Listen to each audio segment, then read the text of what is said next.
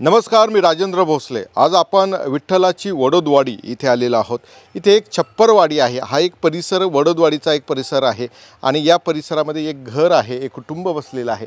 आपण त्यांच्याशी संवाद साधूया। नेमकं त्यांच्या तालुक्याच्या विकासासंदर्भात त्यांच्या काय मागण्या आहेत, त्यांच्या काय समस्या आहेत। आपण तालुक्यामध्ये विविध गावामध्ये जाऊन नागरिकांच्या समस्या जाणून घेत असतो। असंच आपण आता विठ्ठलाची वडोदवाडी इथे आलेलो आहोत। काका, काय तुमचं नाव? धंजीरोडी। काय वाटतं, काय समस्या आहे तुमच्या गावाच्या? आता चालू आहे ना, काय चालू आहे विकासाच्या बाबतीत? काय समस्या आहे तुमच्या? काय रस्ते आहे तुमच्या गावाला? हा. पाणी येतं वेळेवर? हां दवाखाना आहे? बरोबर आहे। बरं, काय करायला पाहिजे? बरं, नवीन आमदार जो निवडून येईल त्यांनी काय करायला पाहिजे? आता नवीन काही त्याच्यात हे रस्त्याचं काही पुन्हा परत ही देवीचं मंदिर बांधलेलं आहे, तिथं कलर देण्यात येईल असं। अच्छा, कलर वगैरे दिलं पाहिजे मंदिराला। तुम्ही काय शेती करता का? हा, शेती करतो। काय शेतीमध्ये काय लावलंय? कपाशी आहे, मका आहे। काढली कपाशी? हां, काय भाव मिळतोय? आता भाव चढपड झाली नाही यावर, त्याला पण काय आता काय मार्केटला काय भाव आहे? 6 चालू वाटलं, 6,000 काही असं काही। मी तर ऐकला 30,000 रुपये भाव मिळणार आहे म्हणे। हा, बरोबर आहे? मिळणार आहे? मिळाला तर मग बरं होईल ना। मिळला तर बरं होईल। मग मग मला बरं होईल। बरं, 5 वर्षापूर्वी काय भाव होता? बरं, 5 वर्ष झाले आता निवडणुकीला, त्यावेळेस काय भाव होता? 7,000 पेक्षा जास्त होता? किती भाव होता? 10,000 रुपये भाव होता। मग आता वाढला कमी झाला? कमी झाला ना। कमी झाला। आणि खताचे भाव? खताचे भाव तर वाढून किती इथे बंधूला सगळं माहिती वाटतं। खताचे भाव किती वाढलेत? बरं, मला बसू दे इथे। आता सध्या खताची भाव 1500 रुपये थैली, आणि 5 वर्षापूर्वी काय होती? तो 1100-1200 रुपये थैली होती।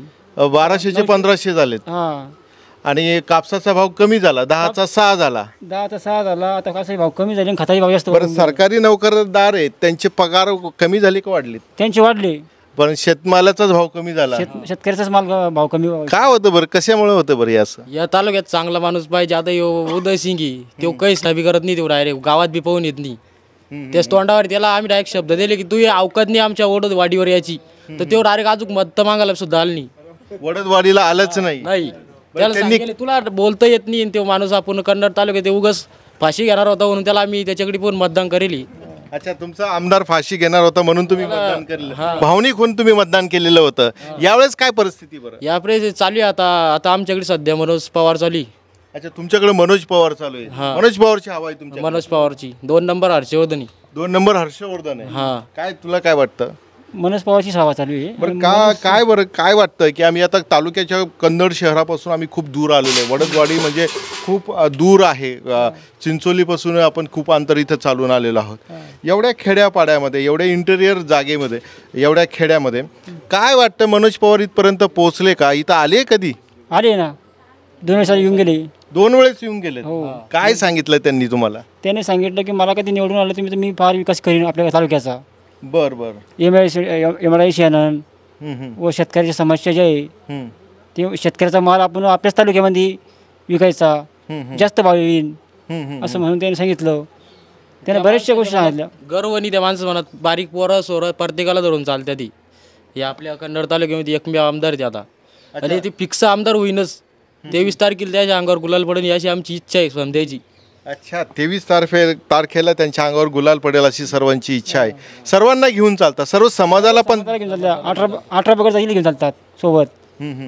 आणि त्यांचं जे बोलणं आहे, त्यांचे जे ते हे त्याचं ते एकदम आवडलं आम्हाला। संवाद साधतात आणि गोरगरिबासाठी फार मदत करणारे ते, त्यांना शब्द दिले। गोरगरिबांची मदत करणारे, सगळ्यांसोबत संवाद साधतात। काय सांगाल तुम्ही? तुम्हाला भेटले ते कधी? मला नाही भेटली। नाही भेटले तुम्हाला? अच्छा, त्यांना थोडंसं काहीतरी ऐकण्याचा प्रॉब्लेम आहे। आपण या वडदवाडी, या विठ्ठलाची वडदवाडी या गावामध्ये बसलेले आहे। बंधू, तुला काही बोलायचं आहे? हा एक तरुण आहे, काय करतो तू आता? मी आता शेती काय शिक्षण काय झालंय? 12वी झालेली। 12वी झाली? मग काही नोकरी वगैरे? आर्मीची तयारी करतोय। आर्मीची तयारी करतोय? इथे काही ग्राउंड वगैरे आहे? इथे नाही, रस्त्यानं पळतो। रस्त्याने पळताय? रोज रस्त्याने पळणं तर धोकादायक आहे। धोकादायक आहे, बरोबर। ते आम्ही सांगितलेलं आहे आता आपले मनोज पवार, त्यांना सांगितलं, त्याने सांगितलं आम्हाला की तुम्हाला आम्ही ग्राउंड बनवून देऊ, ग्राउंडची व्यवस्था करू, जिमची व्यवस्था करू। आम्हाला त्यांना सांगितलं आम्ही कंधार तालुक्यामध्ये तुम्हीच आमदार होणार या बारीला, त्यासाठी पाहून सांगितलं तुम्हाला ग्राउंड देऊ, तुम्हाला देवीला कलर देऊ, पुरं ते काम करताय आमच्याकडे. बरं, रोजगाराचं काय तुला असं काय आर्मीत जायचं, पोलीसमध्ये जायचंय, आर्मीमध्ये जायचं? या व्यतिरिक्त असं काय कारखान्या जर आपल्याकडे असता, एखादी फॅक्टरी जरी असती तर तुम्हाला इकडे जायची गरज पडली नसती दुसरीकडे? नाही. बरोबर. मग कोण आमदार असायला पाहिजे की त्यांनी आपल्याकडे तालुक्यामध्ये फॅक्टरी वगैरे उभा करावं? फक्त मनोज भाऊचे काम करू शकता. MIDC आणणार आहे, त्यामुळे आम्हाला उद्योजक इथे आम्हाला काम देणार आहे. त्यांनी सांगितलेले आम्हाला की तुम्हाला काम देऊ. एकंदर आपण या वडदवाडी या गावातील एक रस्त्यावरचंच एक घर आहे. आपण रस्त्याने जाताना इथे थांबलो आणि या कुटुंबाच्या समस्या किंवा त्यांचं म्हणणं आपण ऐकून घेतलेलं आहे. यामधूनच आपल्याला असं कळतं की मनोज पवार यांच्याकडं कल यांचा जातो आहे. मनोज पवारच निवडून देऊ असं त्यांचं एकंदर बोलणं आहे. या विठ्ठलाच्या वडदवाडी या परिसरामध्ये आपण फिरत आहोत आणि इथे दोन नागरिक आपल्याला इथे भेटलेले आहेत. त्यांच्यासोबत आपण चर्चा करूया. काय नाव सांगाल? शिवाजी विठ्ठल रोडे. काय बरं तुमच्या गावाच्या समस्या काय आमच्या गावाच्या अजून नाल्याने नुल्याने आड द्यायचे, त्या परत जात्या घेऊन सगळं म्हणजे हे चाले ना, त्याच्यामुळे. बरं, तुम्हाला कोणी आश्वासनं दिले काम करण्याचं? कोणच नाही दिले अजून. मागच्या आमदारांनी काही केलंय काम? काहीच नाही काम केलं. मग आता पुन्हा निवडून देणार? नाही, आता कसं काय पुन्हा निवडून देणार? एक वेळेस झालं. मग आता कोणाला संधी देणार? रोलरला.